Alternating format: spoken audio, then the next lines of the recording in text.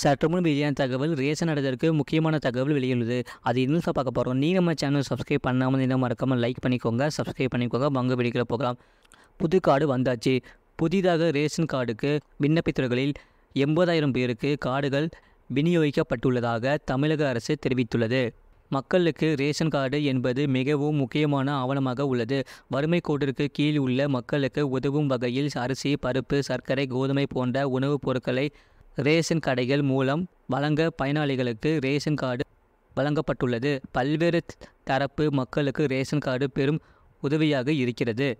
புதிய ரேஷன் கார்டுகளை பெறுவதற்கு தமிழக அரசின் TNPDS என்ற வெப்சைட்டில் விண்ணப்பிக்கலாம். இந்த வெப்சைட்டில் ரேஷன் அட்டைதாரர்களுக்கு நிறைய வசதிகள் உள்ளன. புதிய அட்டை விண்ணப்பிக்க மின்னணு அட்டை விண்ணப்பித்தல், நிலை மறுபரிசீலனை விண்ணப்பம் போன்ற வசதிகளை பெற முடியும். அதுபோல ரேஷன் கார்டு வைத்திருப்போருக்கு உணவுப் பொருட்கள் மட்டுமல்லாமல் நிதி உதவிகளும் வழங்கப்படுகின்றன.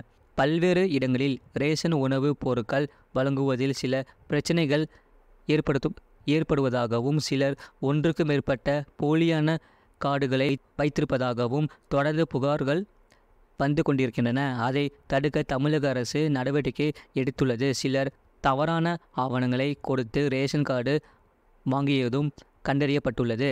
ரேஷன் கார்டு வைத்திருக்கும் நபர்கள் தங்களுடைய தகவல்களை ரேஷன் கடைகளுக்கு சென்று அவர்களின் கைரேகை பதிவு செய்து KYC சரிபார்ப்பு செய்து கொள்ள வேண்டும் என்று தமிழக அரசு உத்தரவிட்டுள்ளது. இதனால் போலி ரேஷன் கார்டு பயன்படுத்துவதை தவிர்க்க முடியும் என்று கூறப்படுகிறது.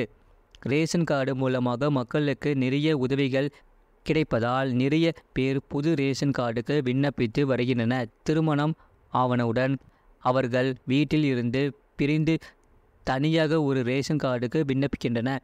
சிலிண்டர் இணைப்பு தனியாக இருந்தால் தனியாக ஒரு ரேஷன் கார்டுக்கு விண்ணப்பித்து வாங்கிக் கொள்ளலாம். புதிதாக ரேஷன் கார்டு வாங்குவதற்காக மொத்தம் 2,89,591 பேர் விண்ணப்பித்துள்ளதாகவும் அதில் இதுவரை 80,050 பேருக்கு புதிய ரேஷன் கார்டுகள் வழங்கப்பட்டுள்ளதாகவும் தமிழக அரசு தெரிவித்துள்ளது. மகளிர் உரிமை தொகை திட்டம் தொடங்கப்பட்ட பிறகு பெண்களுக்கு ஒவ்வொரு மாதமும் 1000 ரூபாய் வழங்கப்பட்டு வருகிறது. ரேஷன் கார்டு வைத்திருக்கும் பயனாளிகளுக்கு மட்டுமே இந்த உதவிகள் கிடைக்கும். இந்த திட்டத்தை அறிவித்தவுடன் ஒரே குடும்பத்தில் வசித்து வந்தவர்கள் கூட தனி ரேஷன் கார்டுக்கு விண்ணப்பித்து வருகின்றனர். இதனால் ரேஷன் கார்டு விண்ணப்பங்கள் அதிகரித்துள்ளன. 2023ஆம் ஆண்டில் ஜூலை 6ஆம் தேதி முதல் புதிய ரேஷன் கார்டு வழங்கும் பணி தற்காலிகமாக நிறுத்தி வைக்கப்பட்டது. அதைத் தொடர்ந்து மிஜாம் புயலால் பாதிக்கப்பட்ட மாவட்டங்களில் 17,197 ரேஷன் கார்டுகளும், கனமழையால் பாதிக்கப்பட்ட திருநெல்வேலி, தூத்துக்குடி மற்றும் கன்னியாகுமரி மாவட்டங்களில் 10,380 ரேஷன் கார்டுகளும் 2023ஆம் ஆண்டில் டிசம்பர் மாதம் வழங்கப்பட்டன. மேலும் 2024ஆம் ஆண்டில் மார்ச் மாதம் 45,509 ரேஷன் கார்டுகள் வழங்கப்பட்டுள்ளன.